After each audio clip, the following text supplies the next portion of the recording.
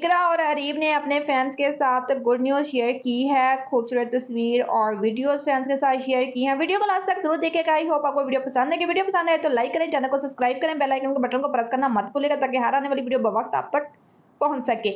इकरा ने बताया कि उसकी ये जर्नी काफी टफ रही है। उसकी तबीयत ठीक नहीं रहती थी, जिसकी वजह से व्लॉग्स नहीं बन पाते थे और वो काफी मुश्किल टाइम से गुजरी हैं। उनके मूड स्विंग रहते थे।